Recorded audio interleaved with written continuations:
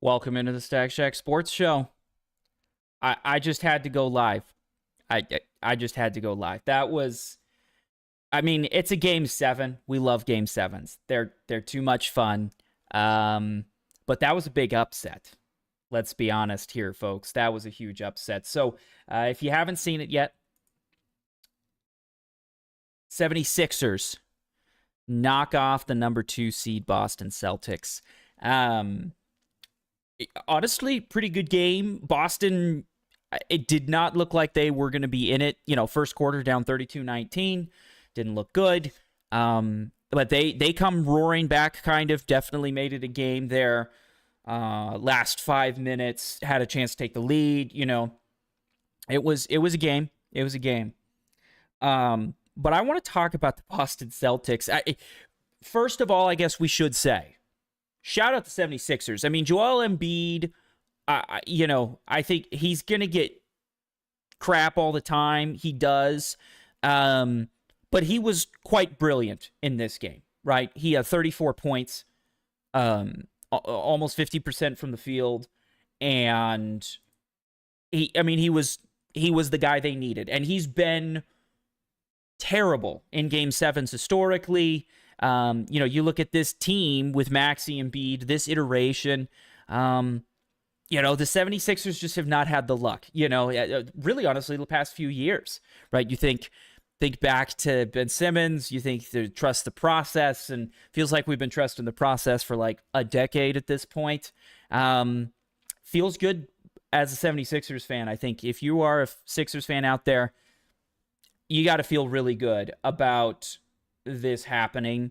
You finally got one. You finally knocked off the Celtics. You really just had struggled.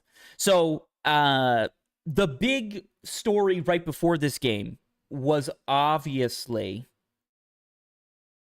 the fact that if we look at the box score here, no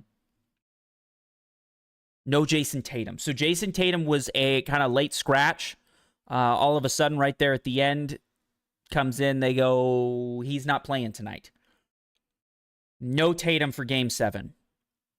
That's got to hurt. I mean, that's just brutal. But let's be real. Joel Embiid's not 100%. But he did play, and he played really well. I feel bad for Tatum. I do. I actually do feel bad for Tatum. He's, a talented player. He's worked hard. We weren't sure if he was even going to get back, right, for this season, or at least what player he would be. So shout out Tatum for getting back. I think the Celtics probably made the right decision. You don't want to put him out there. I mean, we've got too many injuries in the last few years where we put somebody out there, they've got, a calf strain or a hamstring issue or whatever. And ultimately it turns into a much bigger problem. So looking at the box score, I think we need to talk about where do the Boston Celtics go from here, right? They had their title a little bit ago. They got Tatum back, and everybody was very excited about that. They were the very clear favorites in the East, even though they're the 2 seed. I know, the Pistons were a higher seed, had a better regular season, but I think we all agreed that Boston was supposed to be that team. And I want to bring up really 2 ideas here. Number 1,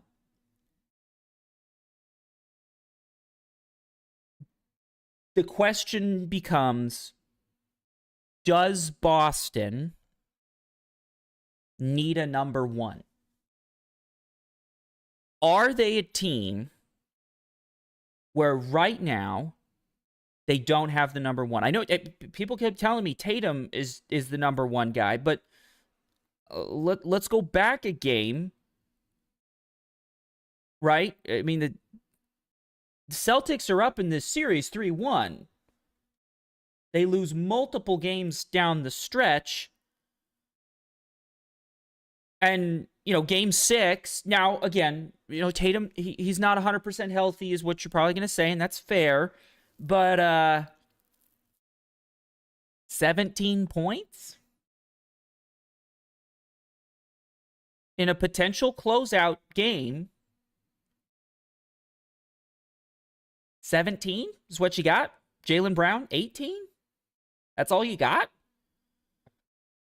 I need somebody to take over. And if we had the breakdown, which I don't have pulled up right now, but if you look at what Tatum did late, now, again, he had to leave because of the injury. So, I don't want to judge him too much for that. But, is Brown really a 1? He played as a 1 tonight. And you know what? I have to give him credit. He played pretty well. And you could even see down the end of the stretch, that big block, that was fantastic. But he was not able to ultimately get him out. 33 points, 12-27, 9 boards, 4 assists. That's something. That's a hard-fought play. I'm not going to say that they all played terrible. But if you're looking at this roster, if you're the Celtics, I'm going to trust Jaylen Brown to be available and to play well in the end. But I don't think Jaylen Brown's a great 1. At least he didn't show it down the stretch here. I would argue that in their championship, Jaylen Brown, who I believe got the MVP of the finals in that series, he elevated himself to that 1 spot. But I haven't seen it really since then. Again, this loss, not on Tatum. The last loss, probably not on Tatum either. But if you're the Celtics, what's the future look like? So that's the one first question I have is, what do Jaylen and Tatum need in order to go win a title? Because that's a pretty great duo. It's just, are either of them 1s? I don't know. I feel like Tatum has shrunk in big spots multiple times, and I feel like Tatum's the one that they're promoting as the 1, and maybe Jaylen Brown's the world's best 2 kind of an idea. Disappointing.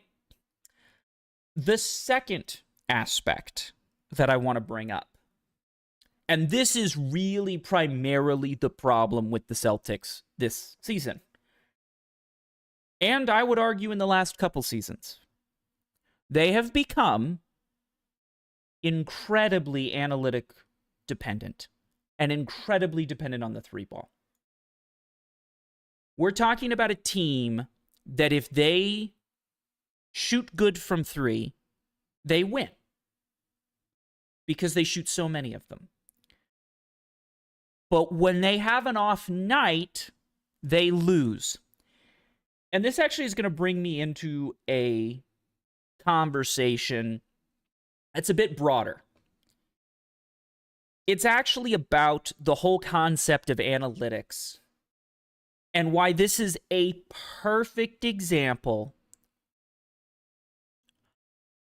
of why analytics get misused so much. I got 3-point merchants in the chat. Let's talk about why that's a problem. This will be a little bit more of a technical conversation, but you have to realize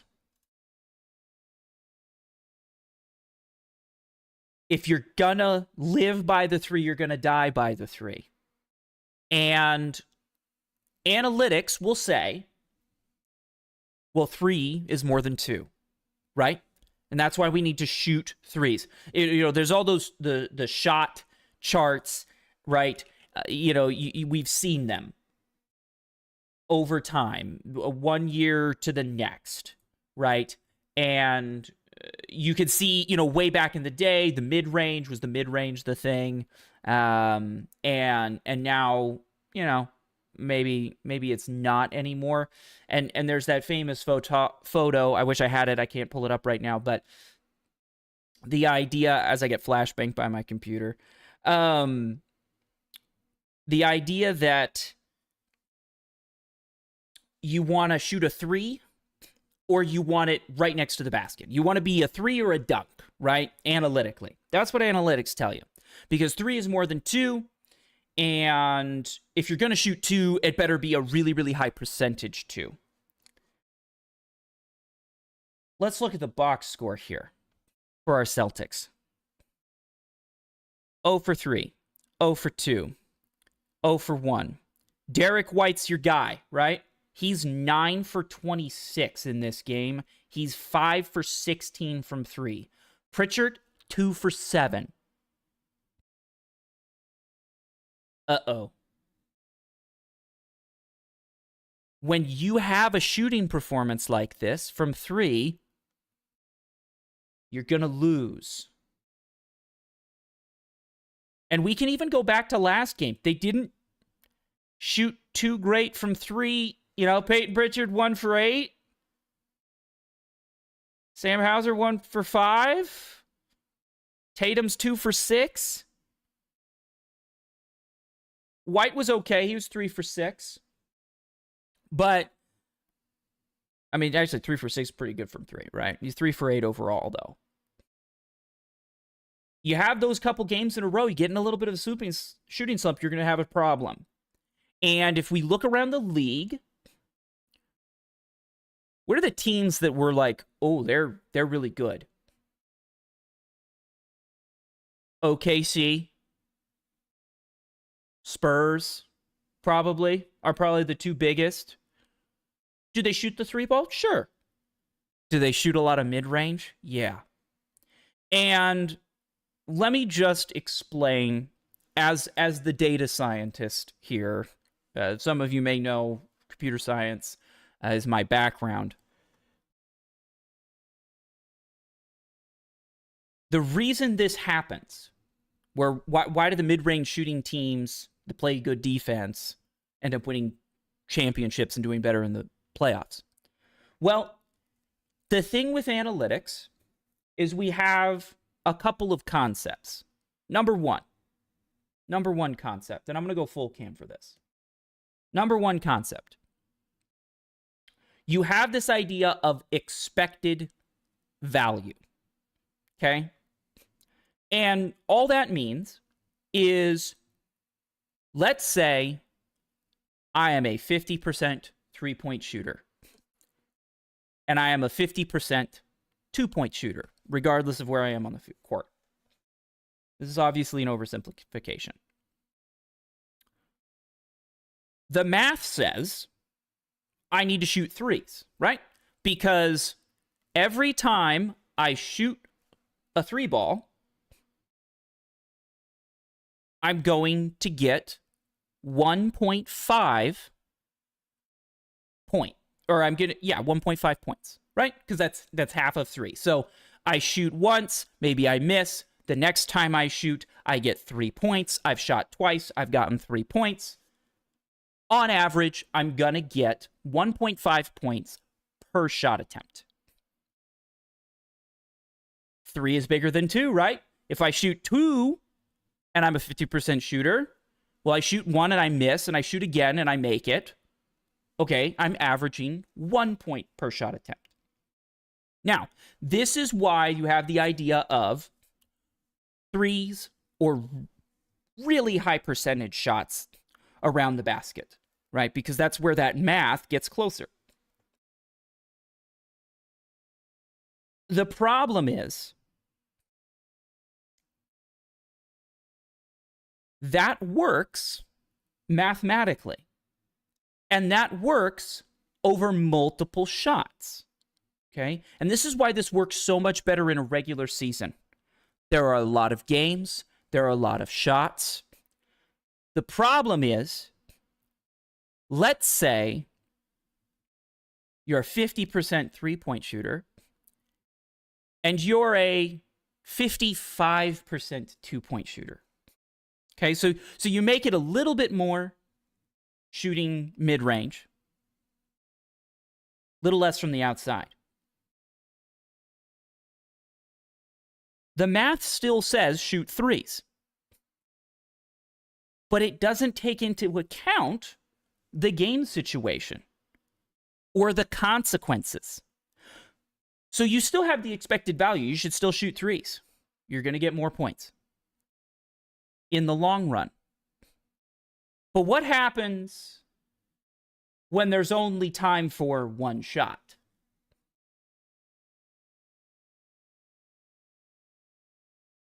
Well, then you don't have the opportunity to realize your expected value, right?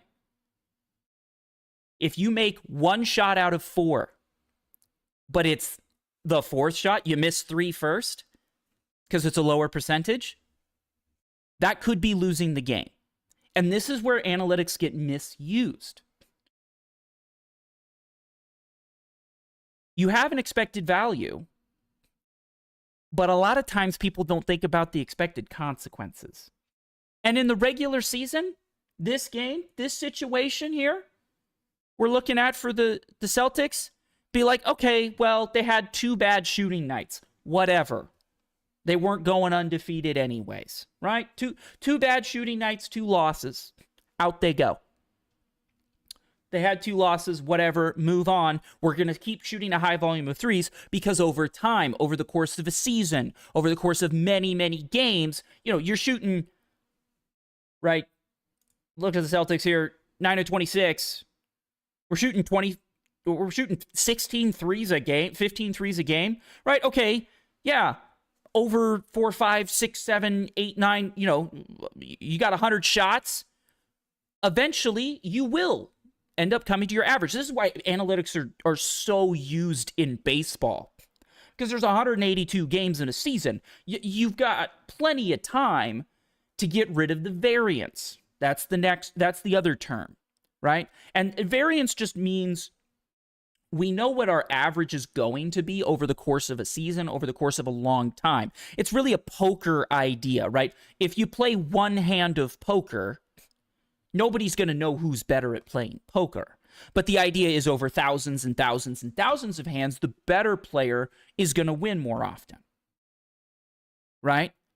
It's a sports betting term as well, right? Most really great professional sports bettors, their edge, they're only winning 55% of the time. And honestly, that's probably pretty good.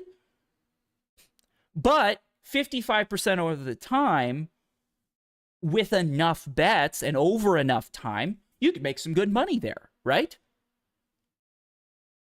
Is it realistic to be able to do that? I don't know. That's some of the best in the world that are able to do that. And they're using advanced analytics and they're looking for edges, right? Looking for those small edges is great. But if you have a small edge, you need to make sure that you're accounting for enough time for it to happen, right? It's possible. Let's say I'm a 50% shooter. I could be a 50% shooter and miss 50 shots in a row and then make my next 50 in a row, right? And I'd still be a 50% shooter. So the variance is what kills teams that look at these 3-pointers. And again, I'm using really general math of 50 to 55%. But the idea in that scenario, you got one shot. The math, technically, you have a higher expected value by shooting the 3. But if you need a bucket, right, you're down 1, you don't need the extra. Even if you're down 2, go for the win. Analytically, maybe that's the better option there from the math perspective. But what's the consequence if you miss? And analytics do not account for those very specific things in a game. Analytics are proven over the course of seasons, over the course of years, over the course of careers. And yes, you want to sit in those analytics. And yes, it does show mathematically this is the right way to play. Right? You have the classic Moneyball example. We can get this production out of multiple players, the A's. When have the A's won a World Series? Now, I know there's more other things besides just the analytics, because everybody's using analytics. But this is why the Yankees have really struggled, I think. I think this is why Aaron Judge gets hammered in the playoffs. Why? Because he's one thing over the course of 182 games. Think about how many innings that is, how many at-bats that is. We're talking hundreds and hundreds of at-bats. He's one player there because he's a great home run hitter. Over time, he's going to hit a lot of home runs. But when you get in the playoffs, margins get a little tighter. The pitching typically gets a little better, right? You got actual structures. These are not pitchers, coming off short rest or you don't have to face the best guy because, it's a 3-game series and their ace, he played a couple games ago in the last 3-game series, so you don't even have to face him, right? Those margins get closer. And the idea is, I need a hit. I don't need a home run. And all of a sudden, the unanalytical way to play becomes more important. Because there's consequences if you lose. Big ones, right? That 50 to 55%. We'll just go back to that example. 50% from 3, 55% from 2.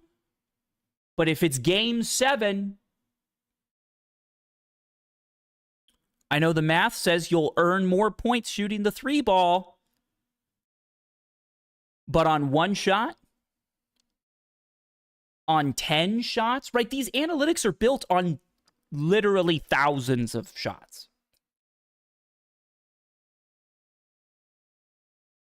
Over the courses of people's careers. You having an off night? Didn't sleep real well last night? I don't know, maybe you stubbed your toe on the way into the stadium. You had a hangnail that morning. I don't know, right? There's so many different things that could affect that percentage. And at the end of the game, what did I see from Boston? A lot of hoisted up threes. And they had like 3 or 4 really good looks. But they just missed them. That's okay. You're going to miss some shots. But I do wonder what would have happened if they would have, I don't know, tried a mid-range jumper. And that's the problem with analytics. In these big games, in these big moments, sometimes you need to take the higher percentage shot. Even though in the long run, technically, but you need a bucket. You got a 55% chance of winning the game or a 50% chance of winning the game. Or shall we say maybe a 55% chance of not losing the game and a 50% chance of losing the game. You're going to take that 55%. You need to. But at the end of the game, Boston really didn't do that. They hoisted up some threes. Fortunately, they missed them. If they make them, they might win. Sure. But in that moment, analytics failed them, and it has failed them consistently at the end of this series. They shot 26.5% from 3. That is not normal for Boston. I'll pull it up here. Let's go look at their season stats. Boston 3-point shooting percentage. Give me a second.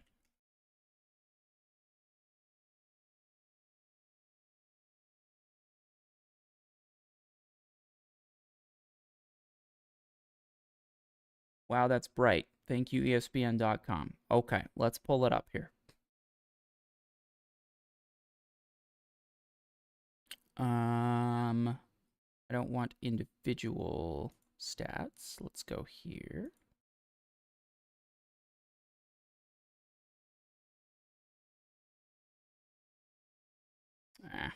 ESPN's not going to give it to me. Let's see. This is the beauty of having a live stream here. Yeah, OKC does play fast and take a lot of quick twos. Yeah, it's true. And they're very high percentage doing that. All right. Here.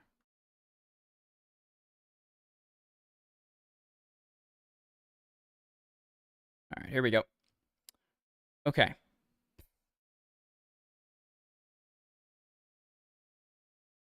On the season, the Boston Celtics.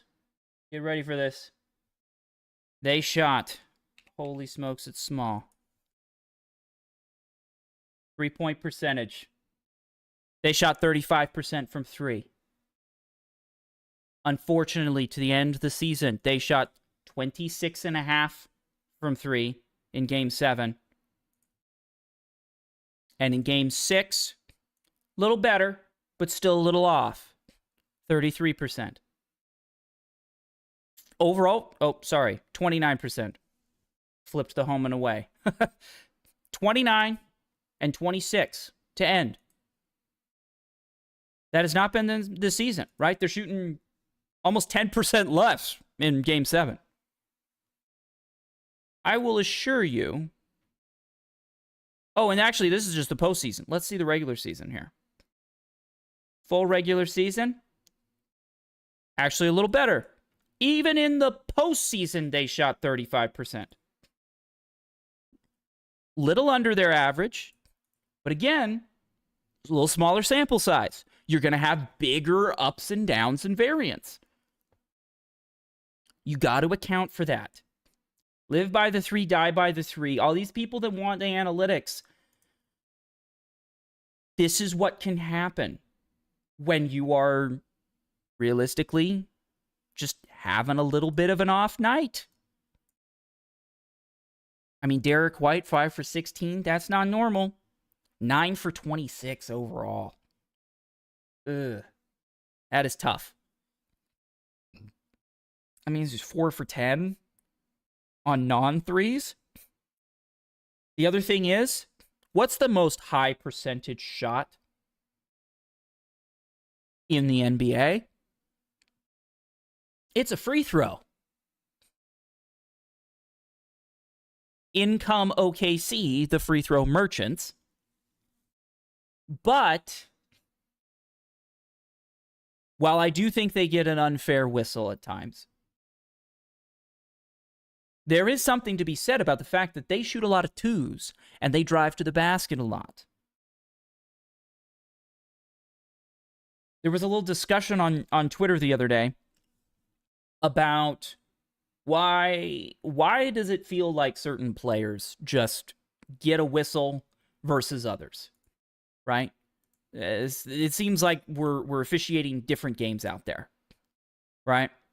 And I proposed an idea as to why that is.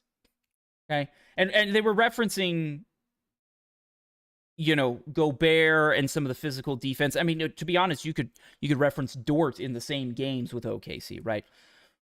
But I put forward a concept.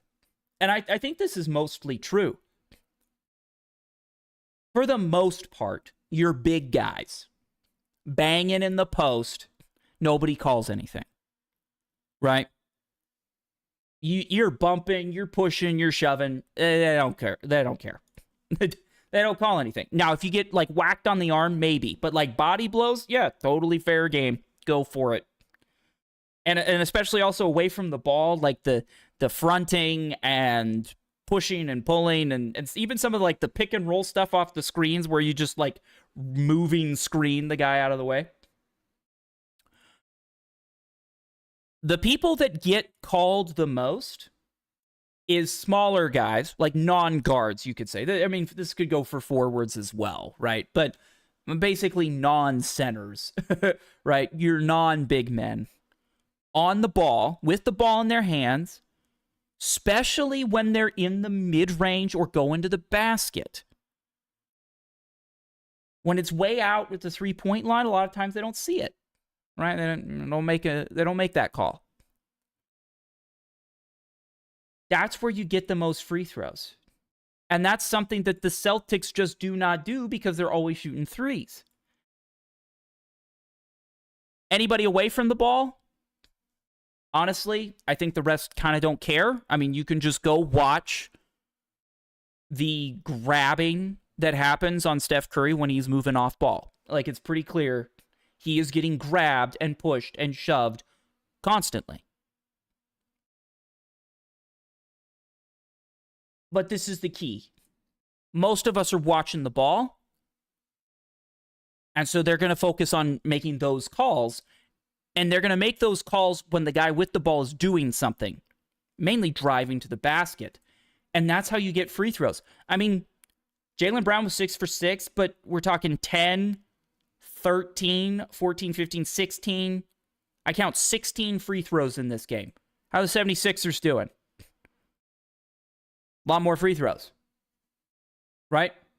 And you can say, oh, Embiid's a free throw merchant. 11 is not that crazy. Brown got 6, but it's because Embiid's in the mid-range moving around, and he's going to get fouled. Tyrese Maxey, at the end of that game, probably got fouled actually a couple times. They didn't call it, which I think was fine. But he slashed to the basket a couple times and got quick, easy twos, high percentage twos. They didn't shoot the 3 ball. Right? Edgecombe shot the most. He shot almost 50% from 3. And he shot 11. Celtics got a guy shooting 16 of them and shooting less than 33%. So if you're the Celtics in these close games where it's like, man, I need a bucket, the 3 ball might not be the best idea. And analytics came to bite them. This happened 2 games in a row. It's happened, I would argue, multiple seasons in a row, multiple series over the course of this iteration of the Celtics. They live and die by the 3. And because of that, they're overrated. Because you look at their season numbers, they're shooting 35% from 3. And 44% from the field. That's pretty close, right? Right? You think about, 2s versus 3s. Probably worth it to shoot 3s in this scenario. And again, I mean, this is including the 3-point shooting, right? So, hey, 2-point, 54%. There we go. There's the stat I was looking for. I don't know if you can see that. Oh, you can. Here, let me scroll a little bit. 54% from 2, 35% from 3. Analytically, we could do the math on that. I'll do it right now. Really simple. You just take the amount of points you're getting by the percentage, right? You're getting 3 points. You divide that by 35. And you're getting 2 points. You divide that by 54. You can get that idea, right?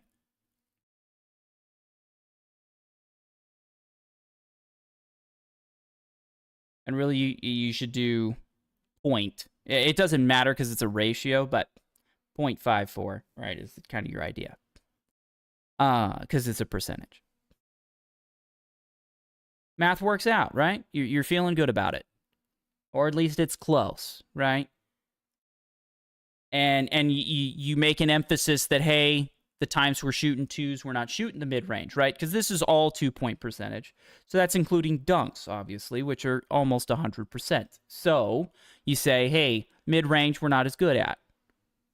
It's not going to be 54% from the mid-range. That's fair. But then in the last game, in a game 7, you got to throw the analytics out the window a little bit. Colin likes to call it man-analytics. I call it just actually understanding what analytics can and can't do for you. Analytics works mathematically over large sample sizes. That's how these things work. We'll do an episode at some point during the football season. I'll talk about why analytics almost don't work at all in football, mostly because the sample size is not big enough. When you're in a must-win scenario, you're in trouble if you don't. At least take into account that you may run into some variance. Like all of a sudden, Derek White can't shoot the 3 ball anymore. And you go from a 35% shoot shooting percentage to a 26% shooting percentage. What do you do in that situation right now? The Celtics don't have an answer. So that's where I'll leave the Celtics conversation. I want to just go through some of the other games because it's been a while since I've been live. Let's kind of talk about it a little bit. I'm gonna start here with the T-Wolves. My boy Jaden McDaniels. And I mean, also shout out Terrence Shannon, right?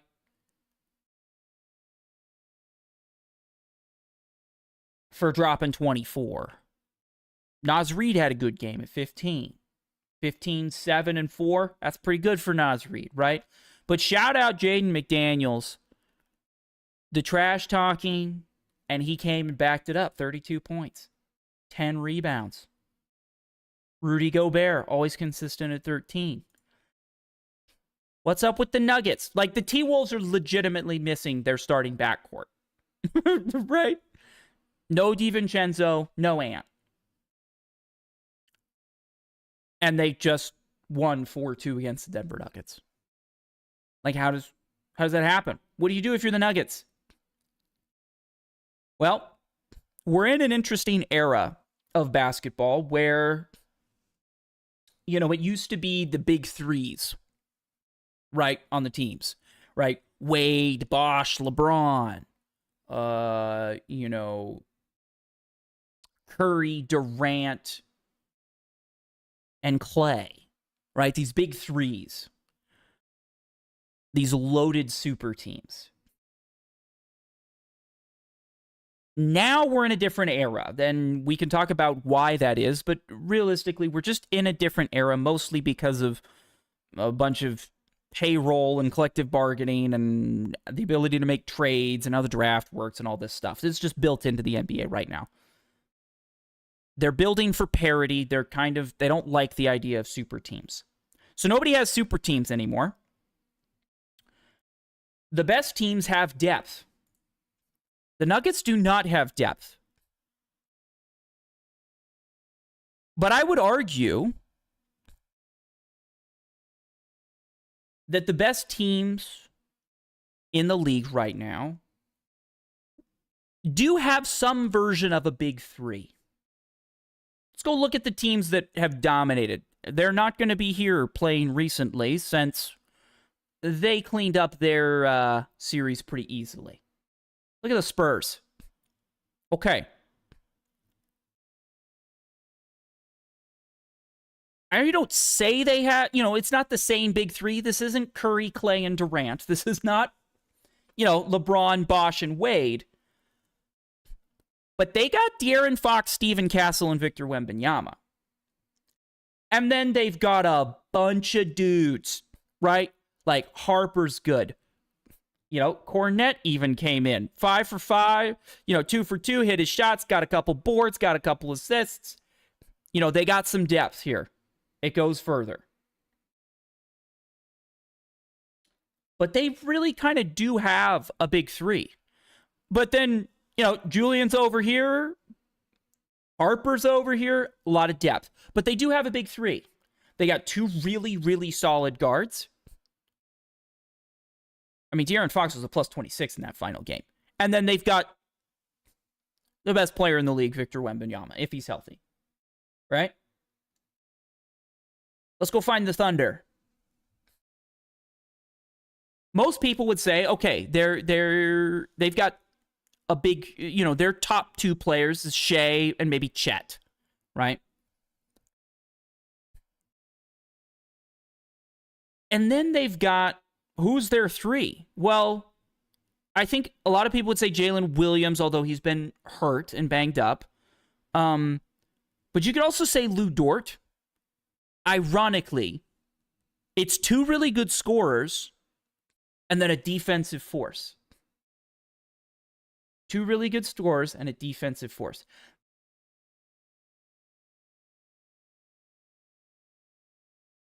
But then they've got a bunch more. Alex Caruso's good. Hartenstein's good. Mitchell goes for 22.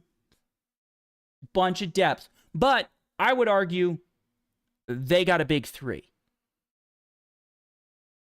and really maybe a big four, but a couple of great offensive players, and then a solid defensive player. If we're looking at the Nuggets, and I'll go to the final game.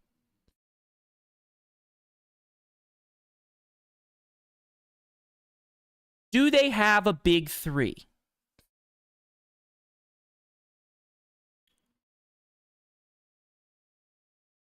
They got Jamal Murray. They got Nikola Jokic. In this game, I guess it was Cameron Johnson.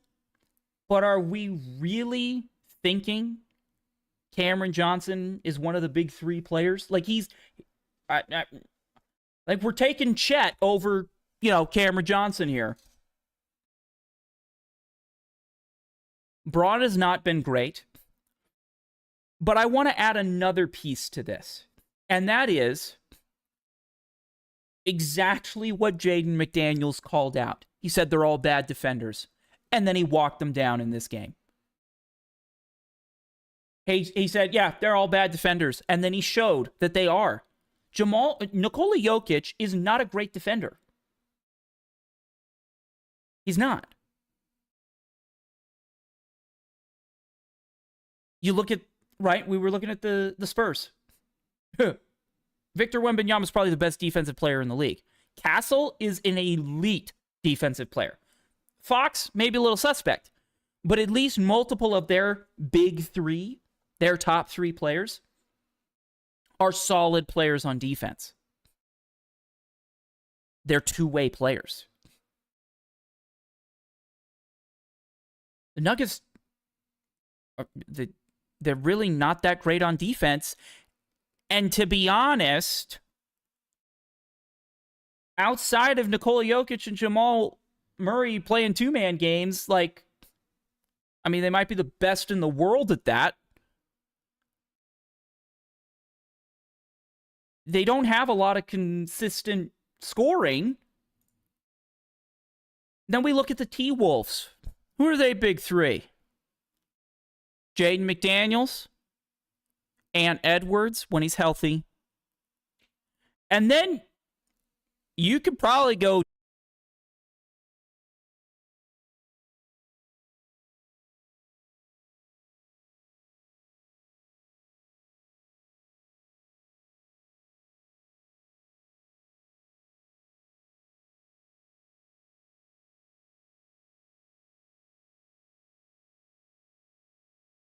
Chad, am I back? I think I'm back.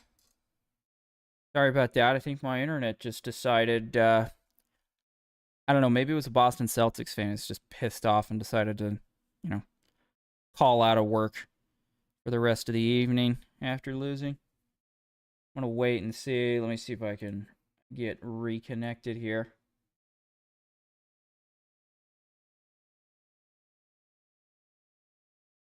Okay, I think I'm back live here. Let's see. Am I back, chat? Anybody want to type in chat for me? I know we might have a viewer or two here. Thanks for sticking around if you did through that little blip there.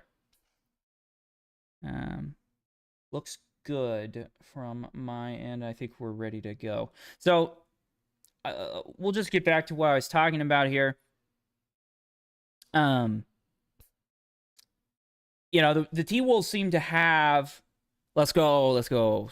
Awesome. The T-Wolves, honestly, they seem to have kind of the big three idea. Now, no Ant, so, the big three's stunted a little bit, but big three two-way players, and then depth, and that's what they had, right? You to win in the playoffs in this modern NBA, you need stuff like Terrence Shannon going for 24. You need it. You need it every once in a while. And 50% shooting, almost 50% shooting. That's not too bad. 1 for 7 from 3. Jeez Louise. But hey, it happens. Jaden McDaniels 13, 25 field goals per shooting. But again, not a lot of threes here. Celtics, we got a problem. Got a problem. That's an issue, right? And, on this night, McDaniels, Randall, Gobert. There's your top three. There's your big three. 2 solid scorers and a defensive beast. And that is what the Nuggets are sorely lacking. Especially without Aaron Gordon, right? So Aaron Gordon dealing with injuries, not available. He is that guy that I would argue there's potentially your big three, Jokic, Murray, Gordon. But you're going to need more help, from the rest of the field. So that's my thoughts on the T-Wolves. I mean, a historic collapse from the Nuggets. Nuggets are going to have to make some changes. Like, this is obvious. You lost to the T-Wolves without Ant Edwards or Dante DiVincenzo. Like, that's brutal. That is brutal. Pistons Magic's talking tomorrow. What an absolute collapse last night. Right? Pistons are getting smoked at half. And they come roaring back. Orlando scores 8 points in the fourth. All I'm going to say about the Pistons Magic series. Cade Cunningham finally showed up in a big way. And he's had a couple of games like this. And that's great. If he shows up, he shows up. I would actually look more towards Tobias Harris. But what I'm learning from the Pistons Magic series, the East is terrible. Ladies and gentlemen, the East is awful. This is the 1 seed.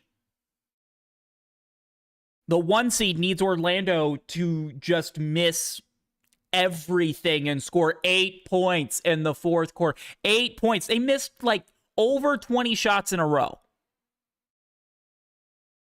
in that fourth quarter. What? What? How is that possible? And they needed that to force a game 7 as a 1 seed. What? Come on. The East is bad, is what I'm learning. I guess unless you were the Knicks. But I really do think this is more a matter of the Hawks are just really quite terrible. And the Knicks finally are doing stuff that they should be doing, right? Now, the way they started this game, 83 to 36 at half. Oh, jeez Louise. Like, that was ridiculous. That was actually stupid. But that's, hey, that's what you needed from the Knicks. And this is what they should have. They shouldn't have been winning by that much, right? These are professional basketball players on the court. But realistically, we can understand the Knicks should be dominating this series. And they did, ultimately. But, man, it's the East. I mean, we got Raptors, Cavs, right? 2 of the series are in Game 7. Do we like either of these teams? Like, this is fun, right? I mean, 2-point game, going to overtime, the crazy shots. Like, it is fun. Don't get me wrong. But, ladies and gentlemen, none of those teams have a chance, I don't think, against the likes of a Spurs or a Thunder. Honestly, if the T-Wolves are healthy, I don't know if they got a chance against the T-Wolves either. And Knicks might be the only team that has a shot. Like, the Pistons play such ugly basketball. Oh, my goodness. Now, give them credit. They play good defense, but you're telling me that OKC and the Spurs and Rudy Gobert on the Timberwolves can't play defense. Like, they're going to play really good defense, too. These are not bad defensive teams, and all of a sudden you're scoring a bunch. So who even cares about the Raptors Caps? Honestly, this might be the least excited I've ever been for a, Game 7.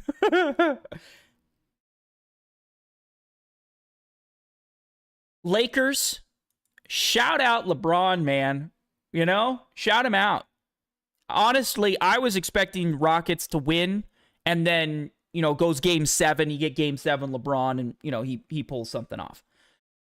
But shout out LeBron James. He is dragging, a plus 26 when he's on the court. Look at that guy. 10 for 25. 2 for 5 from 3. 28 points. 7 boards. 8 assists. Only 3 turnovers. Not too bad. He is dragging this team to a win over the Rockets. Are the Rockets regretting that trade? Let's be honest. Are they regretting the KD trade? I think they might be. I don't know. Might be. He didn't really make them way better. They're still getting bounced. As a Lakers team without Luka, and really without Austin Reeves until recently, right? But I'm going to make an argument that the Lakers, realistically, have essentially the same problem that the Nuggets have. Who's your big three? Luka, obviously. 42-year-old LeBron James. And then Austin Reeves. You really think that's competing with SGA and Chet? And you think that can deal with Castle, Fox, and Wembanyama? First of all, LeBron, Austin, Luka. LeBron is an incredibly good defender, but he is getting older. And shout him out. Like, he is the best 42-year-old basketball player, right? Like, he's going to be... I think he's the best 40, plus year old basketball player that we've seen, probably, ever. Luka and Austin are defensive liabilities.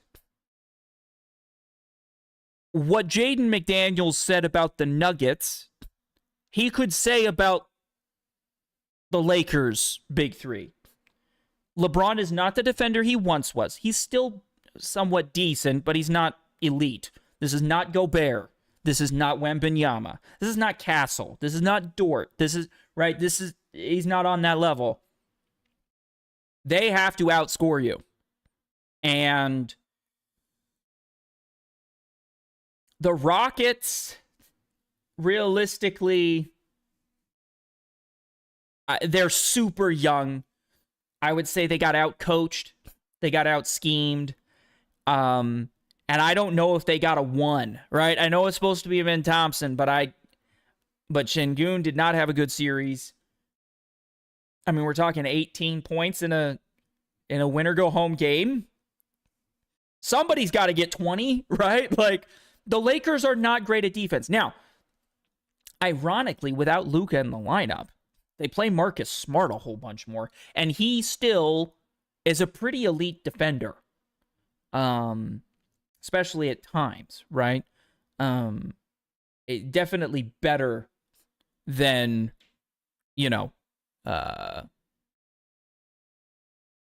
Luka is, right? Marcus Smart's a better defender than Luka. So they technically kind of get a little bit better on defense. And Ayton had a great series. Played really, really well. But as my chat is telling me, Ayton ain't doing that to Chet, right? Like, he's not. Sorry.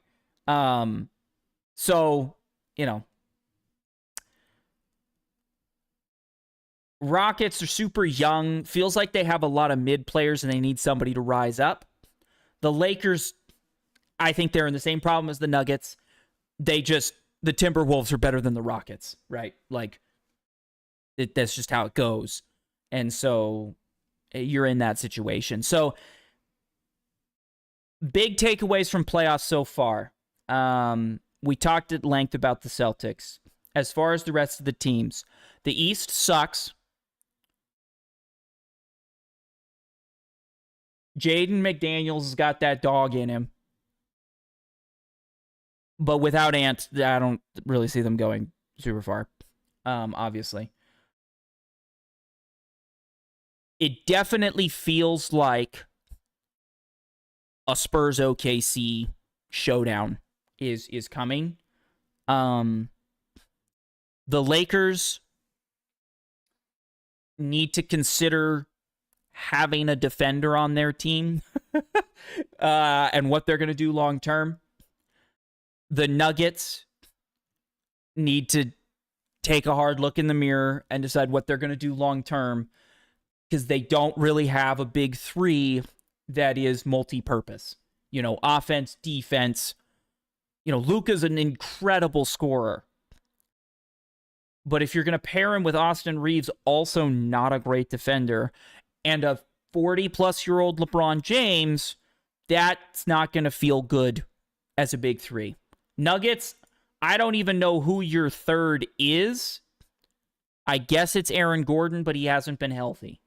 So I feel bad for you there, but you got to figure out something there. The East, Celtics are so incredibly overrated and so dependent on the three. I don't really see a lot of consistency out of them long term. Maybe in the near future they'll get really hot in the playoffs and win a title. Like, if they're super hot for a whole playoff run, they could win a title. But as we've seen, they just can't seem to replicate that night in, night out, when they're playing a team that's defensively scheming, right? Defense cranks up. They stop calling some of the whistles, some of the off-ball movement. There's a lot more grabbing and whatnot. Like, it just becomes harder. Go ask the Warriors when they would have these playoff runs. Now, they have the best shooter of all time on their team. The Celtics don't. I mean, obviously, 3 or 6. That was the last game. 5 of 16, and then 0 for 3, 0 for 2, 0 for 1. Right? 0 for 3. Peyton Pritchard, right? Your two shooters are Derek White and Peyton Pritchard. They go 2 for 7 and 5 for 16. Right? Like, that's not... Warriors aren't doing that. And if the Warriors ever did have a game like that, they'd lose too, right? Like, this is just how it goes. But ask them how it goes. Playoff basketball, they start hitting you a little bit on there. So I don't see anything from the Celtics. Knicks, Anunoby, if he keeps putting on these generational games, and Karl Anthony Towns kind of playing like a point center right now. It's kind of awesome. Plus 35 right now. Pretty impressive. Brunson, Bridges, Anthony Towns, Anunoby. This feels like it could be something. That could be something. That, you look here, and Josh Hart coming off the bench a lot of the time. You look at these, really, you could say starting five, right? And that is what it is. You look at their starting five and you go, I see some depth here. Can Mitchell Robinson, right, have some good games? I think the Knicks got a shot. They start to, we said big three. Okay. They got, if we say it's Bridges, Brunson, Towns, well, Anunoby's pretty great. And if we say it's, Brunson, Bridges, Anunoby, Karl Anthony Towns is pretty good, right? Like, you can see there's definitely a big three here and another player, a couple of decent defenders. Now, Brunson's going to get exposed, but that's okay. You can have one guy that's not a great defender. Hart plays really good. It's not too crazy to say that there's some options there. and that the Knicks kind of look like a team more similar to the top of the West. I still don't think they're competing really too much, but anybody else out of the East and they're just getting smoked. Like, what are we doing, Pistons? Who is it? Who's the big three?